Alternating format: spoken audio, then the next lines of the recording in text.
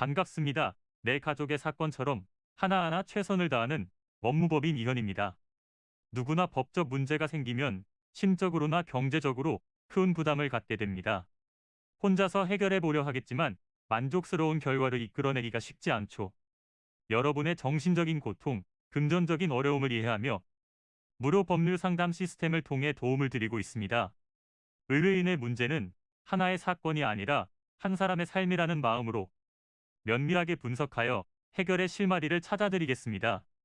자, 그럼 오늘의 주제인 지료 청구 소송에 대하여 함께 알아볼까요? 지료는 지상권자가 토지 사용의 대가로 지주에게 지급하는 금전 또는 그 밖의 물건을 의미합니다. 모든 지상권에 반드시 지료가 따라붙는 것은 아닌데요. 당사자 간의 약정이 이루어진 후 등기를 진행해야 물권적 효력이 나타나며 약정에는 지료의 유무, 종료, 금액, 지급 시기 등을 결정하게 됩니다. 약정액은 보통 증감할 수 없는 것이 원칙이지만 물가 변동과 같은 사정 변동 시에 양측에서 지료 증감 청구권을 행사할 수 있고 지상권자가 2년 넘게 지료를 연체한 경우에는 토지 소유자가 지상권의 소멸을 요청할 수 있습니다. 물론 당사자 간의 합의를 통하여 문제 해결이 잘 이루어지면 좋겠지만 그렇지 않은 경우가 대다수입니다. 이때에는 법의 도움을 받아야 하는데 그때 할 수 있는 것이 지료 청구 소송입니다. 그렇다면 지료 청구 소송은 어떤 절차를 통해 이루어지는지 알아보겠습니다. 먼저는 감정평가사를 통해 토지 감정을 받게 됩니다. 토지 감정이 끝나면 감정평가사에 의해 인근 지가와 유사 토지 지료 비교, 공시지가 등 지료 감정을 받게 됩니다. 이후 법원에 감정서가 제출되면 검토 후에 합당한 지료를 결정하게 되는데 대부분 다툼의 대상이 되는 토지 시세 대비 5% 내외로 측정됩니다. 소송 진행 시 토지 소유자는 소유권을 보유하고 있다는 사실과 상대방이 무단으로 점유 및 사용하고 있다는 사실과 시기, 사용 현황을 증명할 수 있어야 하고 본인 스스로 토지 등의 사용과 수익을 포기한 것으로 볼 만한 정황이 없어야 합니다. 또한 법정지상권이 성립하지 않는 경우에는 건물 소유자에게 지료를 요구할 수 없으며 손해배상과 부당이득 반환 요청만이 가능합니다.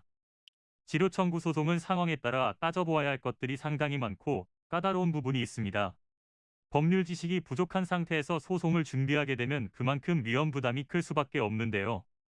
이는 간단히 분석될 문제가 아닌 경우들이 대부분이므로 꼭 법률적인 상담을 받아보는 것이 현명하다고 볼 수 있습니다. 그리고 가능한 한 긴 싸움이 되지 않도록 최대한 빠르게 조치를 취하는 것이 좋습니다. 미루면 미룰수록 사건에 대한 난이도가 높아질 수도 있기 때문이지요. 가벼운 병도 방치를 하면 상당히 무거운 병이 되듯이 이 또한 역시 사전에 바로잡으셔야만 간단한 조치로도 해결할 수 있는 가능성이 높아지는 것입니다. 여러분이 골머리를 앓고 계신 그 사안, 저희 법무법인 이현에게 알려주세요. 무료로 제공해드리는 법률 서비스를 통해 든든한 지원군이 되어드리겠습니다. 간혹 무료 법률 상담이라고 쓰여 있어 변호사가 아닌 사무장 등과 상담하는 줄로 오해하시는 분들이 계시는데 이는 전혀 아니며 저희 법무법인 이현은 변호사와 1대1로 상담이 이루어진다는 점을 다시 한번 꼭 알려드립니다. 저희는 하나의 분야가 아닌 민사, 형사, 가사뿐만 아니라 비송사건 등 모든 것을 추구하고 있는 종합 로펌입니다. 가장 궁금해하시는 사건의 해결 가능성과 해결의 키포인트, 예상되는 문제점과 해결 방안 등을 총망라하여 종합적인 시각으로 안내해드리고 있습니다. 보다 정확한 상담을 위해 전국 무료 상담 접수를 먼저 실시하오니 해당 화면에 보이는 번호로 먼저 연락을 주시면 친절한 안내를 도와드리도록 하겠습니다. 인터넷으로 법무법인 이현을 검색 후 홈페이지를 살펴보시고 와도 좋습니다. 언제나 의뢰인이 처한 상황을 이해하며 그 입장에서 생각하겠습니다. 저희는 법무법인 이현이었습니다. 감사합니다.